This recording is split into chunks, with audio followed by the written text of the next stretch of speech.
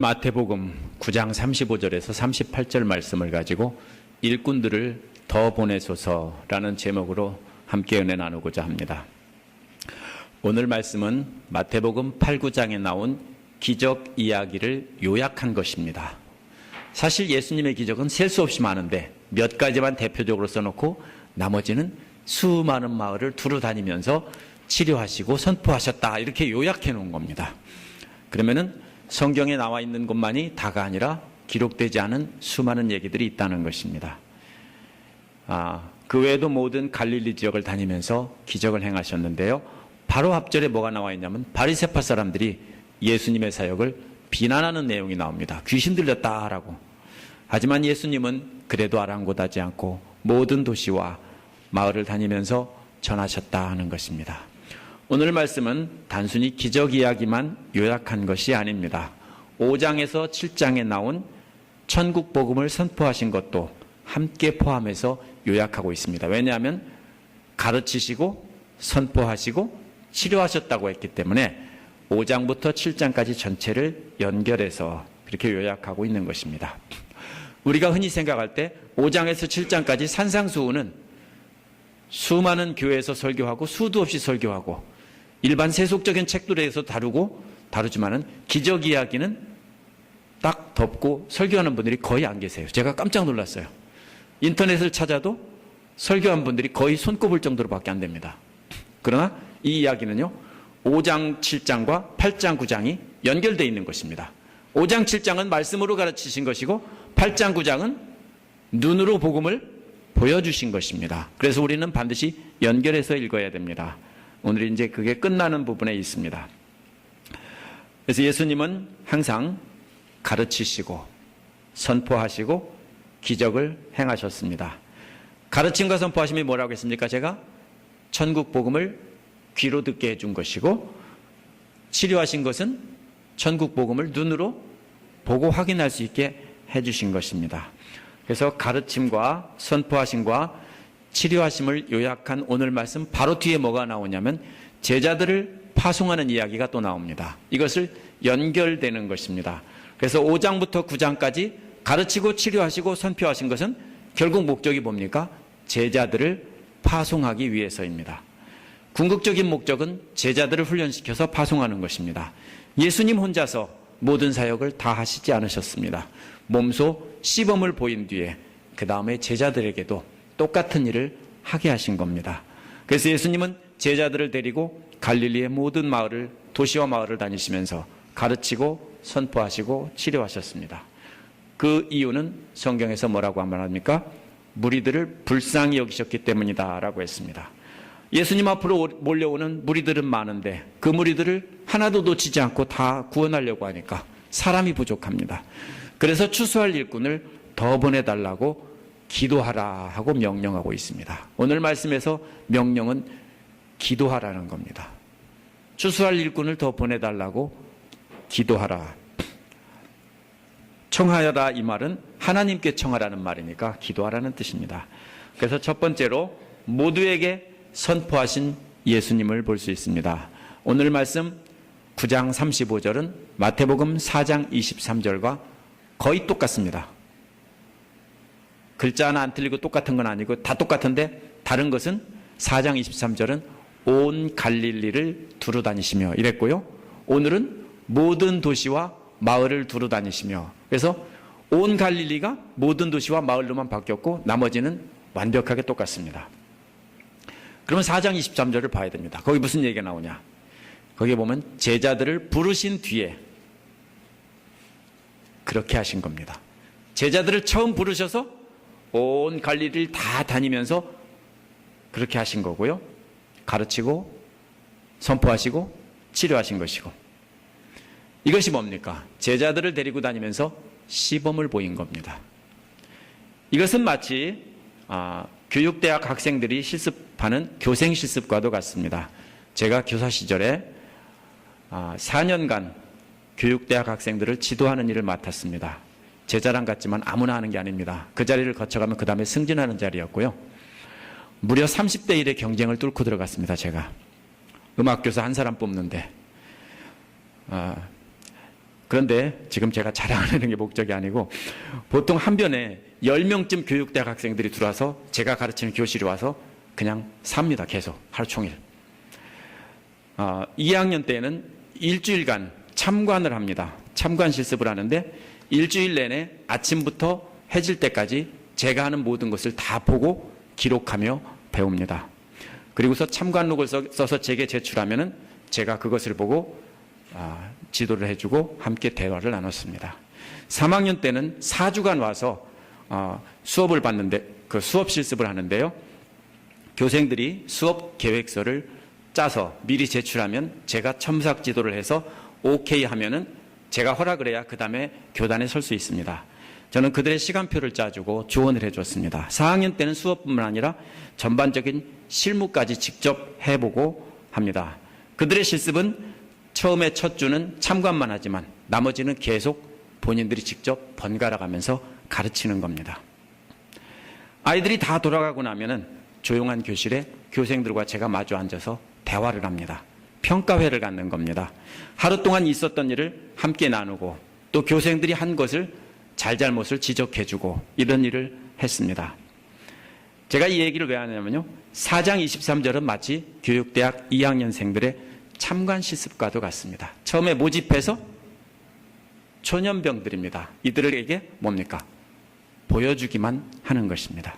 제자들 데리고 온 갈릴리를 두루 다니면서 회당에서 가르치고 복음 선포하고 병자들을 치료하셨습니다.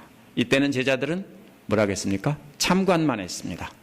9장 23절도 똑같은 내용입니다. 하지만 이거는 마치 3, 4학년 때의 수업 실습과도 실무 실습과도 같습니다.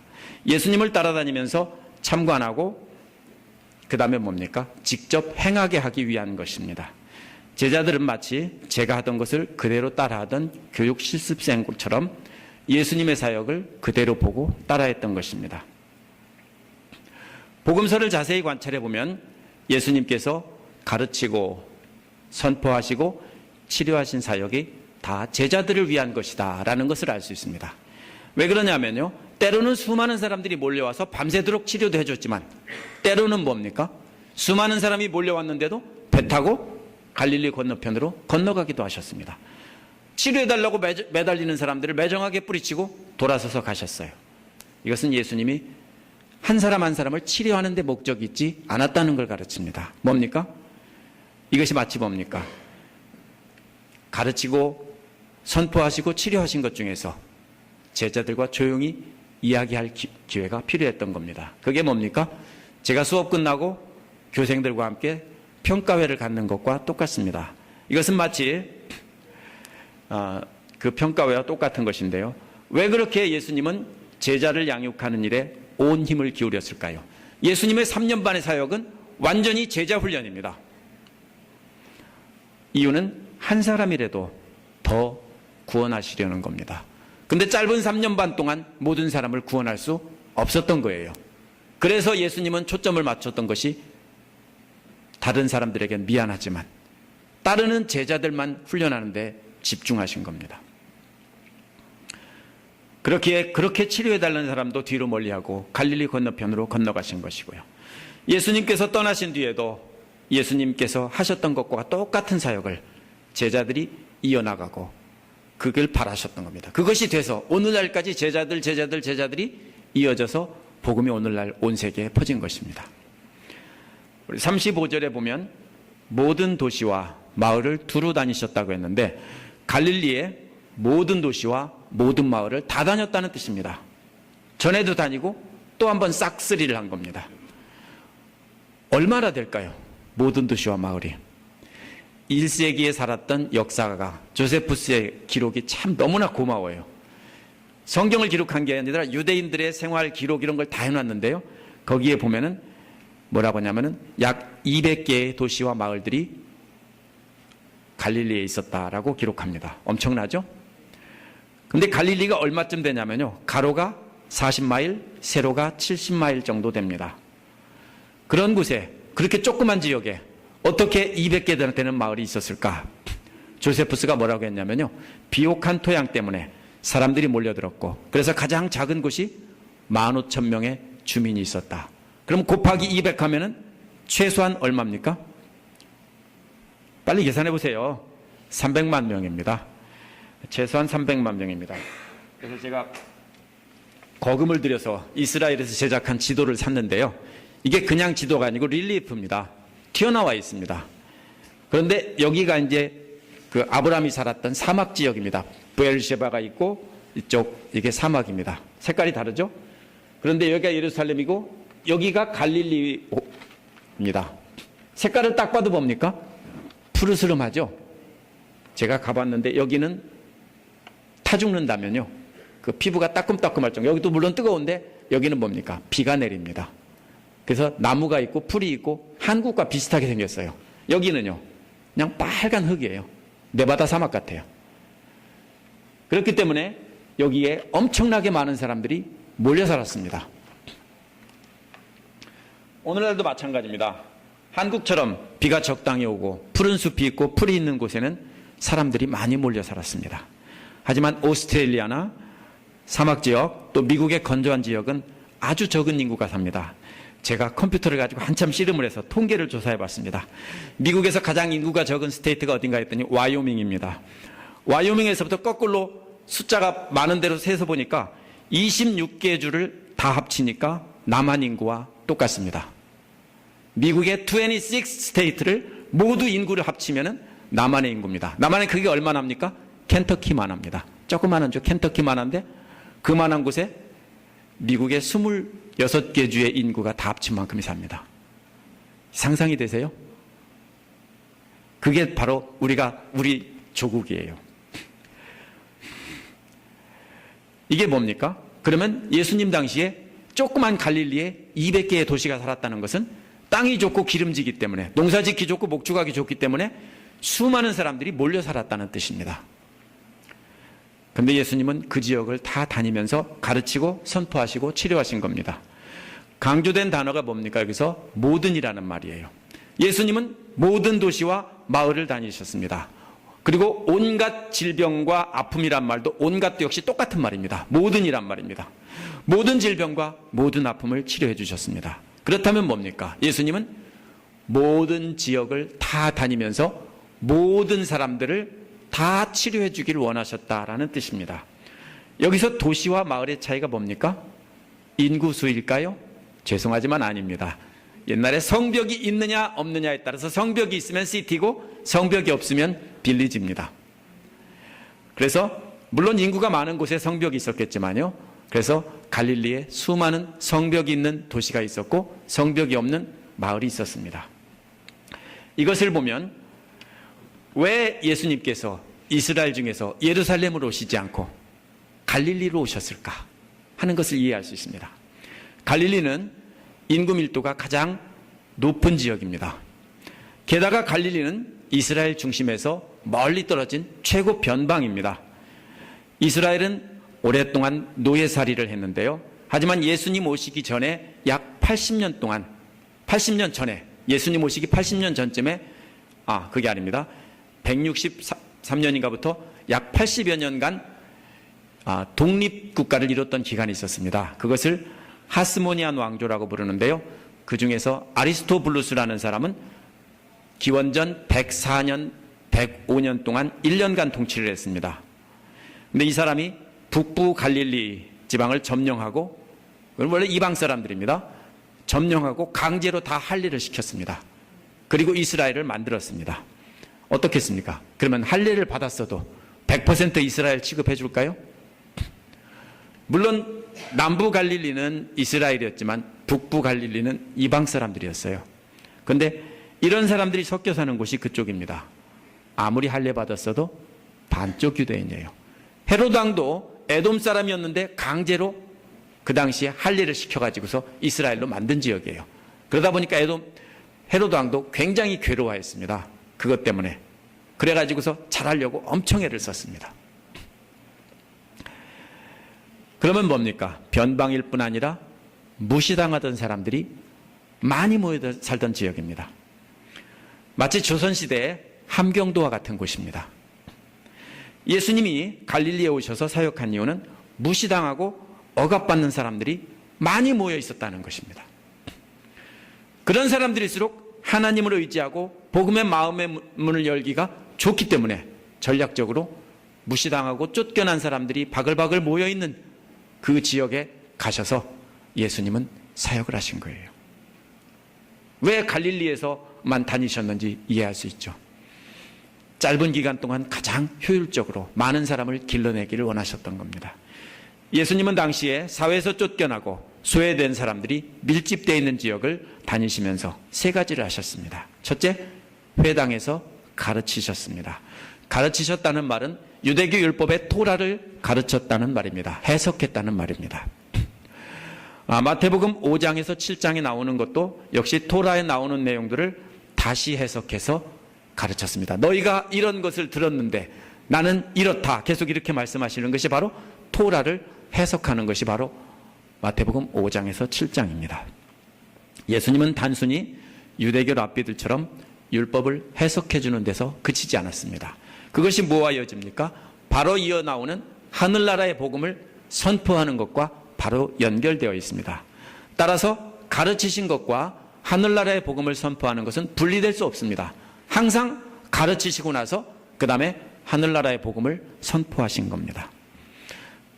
그래서 두 번째 나오는 복음을 선포하는 것도 역시 회당에 두루 다니면서 율법을 하나님의 뜻에 따라 재해석한 뒤에 하나님 나라의 복음, 천국은 무엇이다, 이것을 선포하신 것입니다. 이어 나오는 세 번째 활동은 뭡니까? 치료하는 것인데요. 이것도 역시 천국 복음과 연결이 되어 있습니다. 그래서 핵심이 뭡니까? 천국 복음을 선포하는 것 앞에 가르치고 치료하는 것이 앞뒤에 붙어 있는 것입니다. 뗄래야 뗄 수 없습니다. 가르치고 치료하는 것이 뭡니까? 천국 복음을 선포하기 위해서 말로 가르치신 것이고요. 천국 복음을 선포하기 위해서 치료하시면서 보여주신 것입니다. 그리고 온갖 질병과 온갖 아픔을 치료하신 것은 하늘나라가 바로 이런 곳이다. 계시록에도 나오죠? 눈물을 닦아주고 또 뭡니까? 아픔을 치료해주는 얘기가 끝에 나옵니다. 이게 뭐예요? 예수님도 똑같은 일을 하셨어요. 계시록에서 앞에서 이루어질 일을 예수님은 이 땅에서 하시면서 하늘나라가 바로 이렇다 하신 겁니다. 그러면 복음서를 어떻게 읽어야 되는지 잘 아실 수 있겠죠. 회당이란 주전 586년 바벨로니아 침공 때 성전이 파괴되고 포로로 잡혀갔을 때 생겨난 것입니다. 유대인들이 성전이 없고 예배드릴 곳이 없다 보니까 거기에서 모여서 율법을 공부하고 하나님께 예배를 드리던 곳입니다. 회당에서는 성경 구절을 해석해 주는데 그 해석은 청중들 중에서 누구든지 자격을 갖춘 사람이면, 일정한 자격을 갖춘 사람이면 누구나 성경을 해석하고 가르칠 수 있었습니다.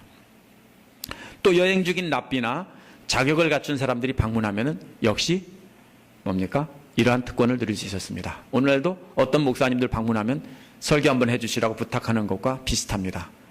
바울도 그렇게 해서 예수님도 이런 특권을 사용해서 회당을 다니면서 가르치신 것이고, 바울이 선교할 때도 지중해 연안에 있는 모든 지역의 유대인 회당을 다니면서 이렇게 전할 수 있었던 것은 바로 이런 제도 때문입니다.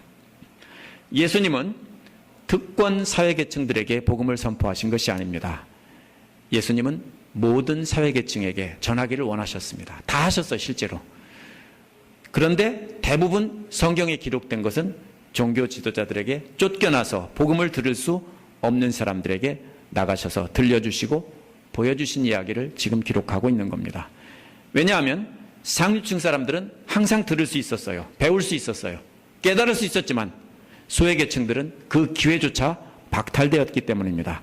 그래서 임금 밀도가 높고 그런 사람들이 많이 사는 갈릴리에 가셔서 가능하면 한 명이라도 더 가르치고 전도하기 위해서 온 힘을 기울이신 것입니다. 그것을 제자들에게 보여주시면서 자신이 짧은 생활 있다가 가면은 이제 제자들 너희들이 해라. 그래서 그것을 제자들을 데리고 다니면서 가르치시고 전하신 것입니다. 여기서 예수님의 열정과 그 목적을 우리가 읽을 수 있어야 됩니다. 두 번째로는 모든 사람을 불쌍히 여기신 예수님이 나오는데요. 목자 없는 양의 비유가 나옵니다. 불쌍히 여기셨다는 말은 마태복음에 여러 번이 나옵니다. 이 말은 원래 내장이 끊어지는 것 같다라는 말입니다. 우리말에서도 뭐라고 합니까? 애탄다라고 하죠. 내장이 탄다 소리예요. 애가 탄다. 애가 끊어진다라고 하면요, 그거는 뭡니까? 내장이 끊어지는 것 같다. 충무공이 남이 애를 끊나니 하는 것도 내장이 끊어지는 것 같다 하는 겁니다. 비슷해요. 유대인들의 말이나. 이게 뭐예요? 어떤 뜻이냐면요, 마치 여러분의 아들이 추운 겨울날에 맨발로 길거리를 방황하고 있는데 그것을 여러분들이 바라보고 있는 것과 똑같아요. 어떤 마음일까요, 그때? 만약에 그걸 딱 쳐다봤다. 어떻겠어요? 여러분 아들, 딸이 맨발로 헐벗은 채로 한겨울에 길거리에서 방황하고 있다고요. 엄마를 찾아서. 그러면 뭡니까? 안에서부터 올라오겠죠. 그죠? 끊어지는 것 같겠죠. 바로 그 말이 예수님이 하신 말씀이 불쌍히 여기셨다는 말이에요. 14장 14절에서는요, 오병이의 기적을 베풀기 전에 무리를 보고 불쌍히 여기셨다고 했어요. 15장 32절에서는 4,000명을 먹이신 기적에서 베풀기 전에 무리들 보고 가엾다라고 했는데 역시 똑같은 말이에요. 15장 32절에서 20장 34절에서는 소경들이 소리 지르는 모습을 보고 불쌍히 여겼다라고 했는데 역시 똑같은 말입니다. 뭡니까? 이 세 이야기는 먹을 것이 없거나 병든 자나 불쌍한 사람을 보고 불쌍히 여겼습니다. 누가복음 7장 13절에는 외아들을 잃은, 아들이 하나밖에 없는 아들을 잃은 과부가 죽은 아들의 뒤를 울며 따라가는 모습을 보고 예수님이 그 여자를 불쌍히 여겼다고 했습니다. 이 말이에요. 그러면 예수님이 이처럼 불쌍히 여겨서 치료하시고 하실 때 대부분 어떻게 했습니까? 손을 사용했습니다. 만지고 치료하셨습니다. 만지지 않고 말씀으로도 하실 수 있었는데 대부분 문둥병자와 소경, 냄새나는 사람, 더러운 사람들을 만지셨어요. 때로는 죽은 시체까지도 만지셨어요. 원래는 어떻게 돼요? 율법에는 만지면 안 돼요. 근데 만지셨어요. 무슨 뜻이에요? 사랑의 손길이에요. 여러분 아들이 그렇게 더러우면 사람들이 더럽다고 병 없는다고 해서 안 만지겠어요? 안 만지겠어요? 여러분 아들이 전염병에 피부병에 걸렸는데 만지면 옵는다면 안 만지겠어요? 그래도 만지겠죠. 그런 거예요. 바로 사랑의 손길입니다. 손으로 만진다는 것은 하나님께서 바로 우리를 그렇게 사랑하신다는 표현입니다. 그런데 오늘 본문에서는요, 죄송하지만 그렇게 몸이 아파서 불쌍히 여긴 것이 아닙니다. 영적인 상태를 보고 불쌍히 여긴 것입니다. 몸이 아픈 것도 불쌍하지만 영적으로 바르게 인도받지 못하고 방황하고 있는 사람들은 말로 표현할 수 없이 불쌍한 사람들입니다. 몸이 아픈 사람을 치료하신 것은 예수님의 사역의 핵심이 아니에요. 그것은 귀로 들려준 복음을 눈으로 볼 수 있게 비디오로 보여준 것입니다. 마태는 예수님께서 불쌍히 여기신 이유를 그 다음에 설명하고 있어요. 무리들이 목자 없는 양같이 고생에 지쳐서 기운이 빠져있기 때문이다. 무슨 말인지 잘 모르시죠? 아신다고요? 잘 몰라요. 왜냐하면 이것은 그림 언어입니다. 고생에 지쳐있다는 말은요, 물어뜯겨 상처가 난 것과 같은 그런 것입니다. 목자가 없기 때문에 누가 물어요? 늑대가? 양들이 흩어져 있는데 늑대가 와서 뭡니까? 수십 마리가 와서 사방에서 물어뜯고 있는 거예요. 그러다 보니까 상처가 났다는 뜻이에요. 그래서 피 흘리면서 상처가 나 있습니다. 그 다음에 기운이 빠져 있다는 말은 피 흘리고 물어뜯기다 보니까 그 다음에 어떻게 합니까? 쓰러지는 거예요. 그것이 바로 기운이 빠졌다는 말이에요. 그러면은 늑대에게 물어뜯겨서 이제 숨을 헐떡거리면서 죽어가고 있는 양의 모습이 바로 기운이 빠져 있다는 뜻입니다. 그게 그림이에요. 양떼가 많이 있는데 유대인들한테 아주 친숙한 그림이에요. 목자가 없어요. 그러니까 막 늑대들이 난리가 났죠. 그래서 늑대들이 한바탕 휩쓸고 간 뒤에 비틀거리거나 쓰러져 있는 거의 시체 같은 것이 널브러져 있는 모습이 바로 예수님이 말씀하신 지쳐서 기운이 빠져 있다라는 말이 바로 그런 뜻이에요. 누가 그렇다고요? 예수님을 따라다니는 그 무리들이 바로 그렇다라는 것입니다. 당시에 무리들에게 분명히 목자가 있었습니다. 정부에서 지정한, 이스라엘에서 지정한 공식적인 목자가 있었습니다. 그게 누구냐면요, 바리새파 사람들과 율법학자들과 제사장들입니다. 저들이 목자입니다. 그런데 저들은 예수님이 저들을 향해서 뭐라고 했습니까? 이리떼라고 했고 도적놈들이라고 했습니다. 사정없이 욕했습니다. 저들은 사람들의 아픔에 귀를 기울이고 영적인 필요에 채워줬어야 되는데 전혀 그렇게 하지 않았습니다. 오직 자신들의 욕심을 채우기 위해서 이용하던 존재들에 불과했습니다. 저들이 짐을 지고 가는데 거기에다가 짐을 자기들 짐까지 더 얹어주고 자기들은 손 하나 까딱 않고 열심히 지고 가. 그러면 복 받을 거야. 이렇게 말하던 사람들입니다. 그래서 예수님은 저들을 향해서 화 있을진저 배부른 자들아 라고 말씀하신 겁니다. 바울도 밀레도에서 에베소교회 성도들, 장로들을 불러서 마지막 고별 설교를 할 때 이런 자들을 사나운 이리떼라 표현했습니다. 사도행전 20장 29절에 보면 사나운 이리들이 여러분 가운데로 들어와서 양떼를 마구 헤아리라는 것을 안다라고 했습니다. 이게 똑같은 말이에요. 바리새인들, 율법학자들 이런 사람들이 교회에 들어와서 사정없이 물어뜯는 겁니다. 그러므로 오늘날 여러분도 양떼의 목자인지 이리인지 구별할 줄 알아야 합니다. 어떻게 구별합니까? 답이 있습니다. 36절에 분명하게 보여줬습니다. 그것은 불쌍히 여기는 마음이 있느냐 없느냐가 바로 기준입니다. 목사도 영적으로 불쌍한 상태에 있는 사람을 보고 불쌍히 여기지 않는다면 목사가 아닙니다.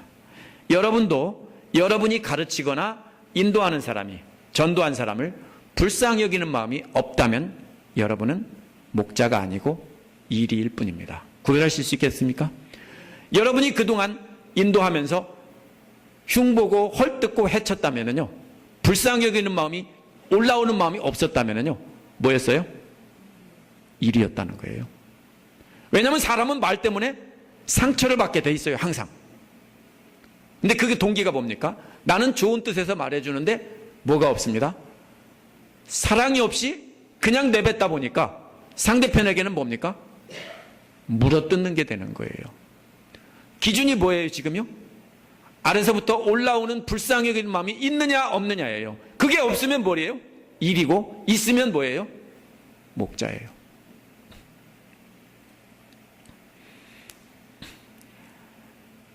여러분도 이걸 생각해 보기 바랍니다. 일이는 아픈 상처를 치료해 줄 줄 몰라요. 보호해 줄 줄 모릅니다. 그냥 그 상처를 건드리고 더 건드리고 물어뜯어서 결국 죽게 만듭니다. 우리도 예수님처럼 불쌍히 여기는 마음이 있어야 합니다. 절대로 남의 약점 건드리고 물어뜯고 아프게 해서 교회를 떠나게 하면 안 됩니다. 앉기만 하면 남의 험담하고 물어뜯는다면 결국 이리와 같은 것입니다.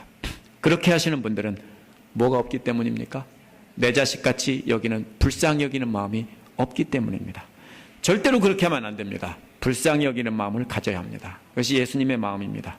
세 번째로, 모두를 구원하시려는 예수님이 나오는데요, 이건 추수꾼의 비유로 설명하고 있습니다. 무리를 보시고 불쌍히 여기신 예수님은 추수할 일꾼이 적다라고 말씀하십니다.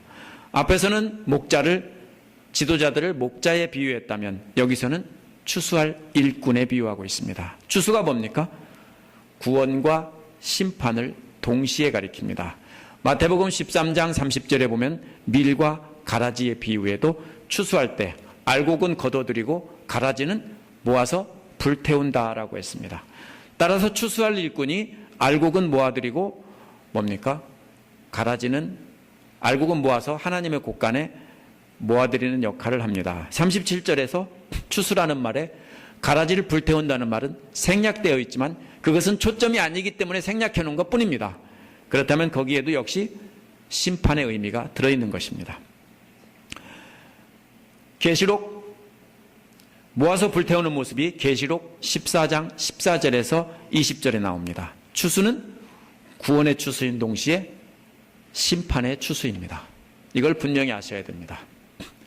왜 일꾼이 많이 있는데 왜 일꾼이 적다고 할까요? 그것은 예수님처럼 불쌍히 여기는 마음을 가진 일꾼이 부족하다는 것입니다. 오늘날도 수많은 일꾼이 있습니다. 그러나 예수님과 같은 목자의 마음을 가지고 인도하는 사람들은 많지 않습니다. 이어지는 38절은 그러므로라는 말로 연결이 되어 있습니다. 그러므로 뭡니까? 불쌍히 여기는 마음으로 추수할 일꾼이 부족함으로, 이 말입니다. 일꾼이 없다는 뜻이 아니에요. 불쌍히 여기는 마음으로 추수할 일꾼이 부족함으로. 함께 읽겠습니다. 38절을. 그러므로 너희는 추수하는 일꾼에게 일꾼들을 그의 추수받은 것으로 보내시라고 청하여라. 다시 한번 더 읽겠습니다. 그러므로 너희는 추수하는 일꾼에게 일꾼들을 그의 추수밭으로 보내시라고 청하여라. 여기서 핵심 단어가 뭡니까? 청하여라 합니다. 추수하는 주인은 누굽니까? 하나님입니다. 하나님에게 추수할 일꾼을 하나님의 추수밭으로 보내달라고 부탁하는 겁니다. 신천지라는 데서 교묘하게 이 말을 이용해서 뭡니까? 추수꾼이라고 그래요. 남의 교회 가서 뭡니까? 성도들을 몽땅 털어오면서 추수꾼이. 그게 추수꾼입니까? 뭐예요? 남이 농사 지어놓은 거 톡 털어오면은 뭐라고 불러요? 도둑놈이죠. 그게 무슨 추수꾼이에요? 근데 여기서는 진짜 추수꾼이에요. 제가 추수꾼이라는 말 쓰기가 참 그려운 것이 신천지에서 사용하는 말이기 때문입니다. 그러나 그 말 자체는 좋은 말입니다. 추수꾼들을 보내달라는 겁니다. 청하라는 말이 뭐예요? 기도하라는 뜻이에요. 제자들이 어떻게 하나님께 청해요? 기도하라는 뜻이에요. 너희는 기도하라는 뜻입니다. 그래서 일꾼이 없다고, 부족하다고 한탄하면 안 됩니다. 우리는 하나님께 하나님의 마음을 가진 일꾼들을 보내달라고 우리가 기도해야 하는 것입니다. 이어지는 10장에는 그래서 예수님이 제자들을 불러서 추수할 일꾼으로 삼으셨습니다. 그래서 파송하는 모습이 나옵니다. 예수님 혼자서는 감당할 수 없을 만큼 추수할 곡식이 많았기 때문입니다. 예수님은 자신이 할 수 있는 만큼 거두다가 포기하지 않으셨습니다.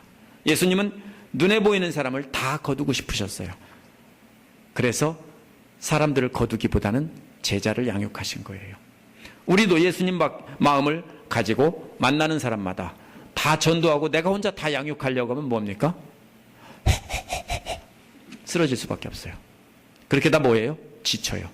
번아웃 돼요. 탈진 상태에 이르러요. 그렇게 하면 안 돼요. 내가 다 하려고 하면 안 돼요. 우리가 기도해야 됩니다. 하나님께 추수할 일꾼 보내달라고 간절히 간구해야 됩니다. 대개 사람들이 뭐라고 생각해요? 나만 의인이고 나만 거룩해서 나만 가르쳐야 되고 이렇게 생각하기가 쉽습니다. 절대로 아닙니다. 사람들을 가르쳐서 지도자를 길러내는 일을 해야 됩니다. 목사가 아닌데 어떻게 기르냐고요? 아니요. 얼마든지 할 수 있어요. 이건 저만 하는 게 아니고 여러분이 만나는 사람, 모든 사람을 만나서 밥 먹고 함께 놀면서 항상 그렇게 할 수 있어요. 그렇게 해야 돼요. 오늘 말씀 결론을 맺겠습니다. 예수님 당시에 하나님 말씀은 이스라엘 사람들의 일부에게만 전해지고 있었습니다. 특히 소외된 계층에 모여 살던 갈릴리에서는 수많은 사람들이 하나님 말씀을 들을 기회조차 없었습니다. 예수님께서는 거의 공생의 모든 기간에 갈릴리에서만 사역하셨어요. 그것도 어떻게 하면 모든 계층 사람들에게 복음 전할까에 초점을 맞추셨습니다. 그래서 모든 갈릴리 지역의 도시와 마을을 다니면서 하나님의 말씀을 들려주시고 보여주신 거예요. 하지만 예수님은 단순히 바쁘게 막 돌아다니기만 하지 않으셨어요. 그렇게 되면 뭡니까? 잘하는 것 같죠? 굉장히 열심히 하는 것 같고 정말 일 잘하는 사람처럼 보이는 사람 있어요. 혼자 바쁘게 막 돌아다니며 일하는 사람. 그런 사람들은 리더가 될 자격이 없어요. 왜요? 그건 아니에요. 그럼 뭐예요? 혼자 바쁘게 자기 혼자 북치고 장구치고요? 아니에요. 예수님은 그렇게 안 했어요. 예수님 마음에는 창자가 끊어질 듯한 그런 안타까움으로 불쌍히 여기는 마음은 있었어요. 그렇지만 그냥 혼자서 다 하지 않으셨어요. 불쌍하지만 참고 누르면서 가만히 있어. 나 갔다 올게 하고 돌아서서 건너갔다 오신 거예요. 버린 게 아니에요. 그렇게 하신 것은 그렇게 불쌍히 여기는 예수님의 마음을 가진 사람이 없었기 때문에 그것을 안타깝게 더 여기신 거예요. 예수님의 지상사역 초점은 그래서 예수님처럼 불쌍히 여기는 마음을 가진 지도자들을 길러내는 데 있었습니다. 그래서 제자들을 데리고서 모든 지역을 다니면서 가르치고 선포하고 치료하신 것입니다. 우리 교회도 역시 예수님의 마음을 가진 지도자가 필요합니다. 여러분 어떻게 생각합니까? 여러분이 조금 성경을 알고 열심히 신앙생활하면 우리 교회는 믿음 좋은 사람이 없어. 조금밖에 없어. 이렇게 혹시 생각하실지 모릅니다. 그게 뭐예요? 영적인 교만이에요. 이제 사실일지도 몰라요. 그러나 뭡니까? 우리가 해야 될 일이 뭡니까? 한탄할 것이 아니라 기도해야 돼요. 하나님께 예수님을 닮은 지도자들을 많이 보내달라고 기도해야 됩니다. 오늘 본문 38절에서 예수님의 명령이 뭡니까? 저와 여러분 모두가 일꾼을 보내달라고 기도하라는 거예요. 그러므로 간절히 기도해야 됩니다. 좋은 지도자를 달라고. 그러면 어디에서 마구 몰려올까요? 훌륭한 집사님들이 몰려와서 막 11조도 하고 5일조도 하면서 막 교회를 부흥시키고 막 여러분들을 가르치고 할까요? 그렇게 생각하세요? 대부분 그렇게 되면 어떻게 됩니까? 교회 안에서 전쟁이 벌어집니다. 시기와 질투 때문에 그런 분이 오면 뽑아서 쫓아내는 것이 대부분의 교회입니다. 그렇게 하면 안 돼요. 외부에서 오지 않습니다. 추수할 일꾼 보내주세요. 밖에서 들어오는 게 아니에요. 그럼 결국 어디서 와요? 예수님께서 기도하라고 명령하시면서 딴 데서 불러다가 시키지 않았어요. 제자들한테 기도하라고 해놓고선 누구를 시켰어요? 제자들을 데리고 파송하셨어요. 똑같아요, 우리도요. 밖에서 들어오는 게 아니에요. 여러분 중에서 변화돼서 지도자가 되라는 뜻이에요. 하나님은 여러분을 변화시켜서 추수할 일꾼으로 파송하기를 원하세요. 그러나 우리가 두 손 놓고 가만히 앉아서 기도만 해서는 안 됩니다. 우리가 예수님처럼 시범을 보이면서 사람들에게 가르쳐야 돼요. 여러분이 아무것도 안 해도 예수님처럼 살기만 해도 뭐가 됩니까? 여러분은 뭐가 돼요? 가르치는 게 돼요. 왜요? 보여주면서 가르치잖아요. 말 안 해도 보여주면서 가르치는 거예요. 그래서 저희 사역의 핵심도요, 주일 예배에 있지 않습니다. 제 사역의 핵심은 제자 훈련에 있습니다. 아, 그러면 나는 개밥이네? 아닙니다. 제가 하는 제자 훈련은 단순히 교회가 잘 굴러가고 제가 편하게 사역하기 위해서 지도자를 양성하는 것이 아닙니다. 제 목표도 예수님을 닮은 일꾼들을 길러내는 것입니다. 하지만 제가 잘 가르친다고 예수님의 마음에 합한 지도자들이 생기는 건 아닙니다. 그것은 훈련 과정에서 하나님께서 변화시켜 주셔야 가능한 것입니다. 그래서 기도하라는 거예요. 중보기도해야 돼요. 우리에게도 추수할 일꾼들은 많은데 일꾼이 부족합니다. 제자훈련 마친 사람의 숫자가 3명, 4명, 5명 늘어나기 시작할 겁니다. 하지만 그것만으로는 아무 소용이 없습니다. 우리에겐 예수님처럼 창자가 끊어질 듯 불쌍히 여기는 지도자들이 필요합니다. 이를 위해서 여러분 모두가 일꾼을 보내달라고 기도하셔야 됩니다. 기도할 뿐 아니라 스스로 시간을 내서 하나님께 드려서 훈련에 참여하셔야 돼요. 이미 훈련에 참여하시는 분들은 제게만 하는 척 해서는 안 돼요. 무슨 말인지 아세요? 숙제 한 척 해가지고 저 앞에 서만 하는 척 해도 사실은 모를 것 같지만 다 알아요. 제가 고수거든요. 그런데 뭘 하셔야 됩니까? 예수님의 마음을 가지려면 날마다 기도하면서 날마다 말씀을 가지고 혼자 씨름을 하셔야 돼요. 제가 아침마다 묵상하는 거 가지고서 여러분들 뭐 그러시죠? 엄청난 시간을 투자하는 거예요. 성경 구절 몇 구절을 해석하느라고요. 제가 많은 시간을 투자해서 컴퓨터 앞에 매달려 있어요. 책을 뒤져봐요. 보는 분은 몇 분 안 계세요. 그래도 실망하지 않고 할 겁니다. 그게 뭡니까? 뭐가 있어야 됩니까? 날마다 말씀을 붙잡고 씨름하지 않으면은 절대로 예수님의 마음을 품을 수 없어요. 그래서 내가 하나님 앞에 서 있다는 걸 깨닫고 주님의 마음을 구하면서 훈련에 참가하셔야 돼요. 이처럼 일꾼을 위해 기도하고 스스로 쓰임받기 위해서 훈련에 참여해서 여러분 중에서 예수님 마음 가진 사람이 수없이 많이 나올 때 그때는 우리를 통해서 정말로 복된 일이 이루어지고 복된 교회가 될 것입니다. 함께 기도하겠습니다.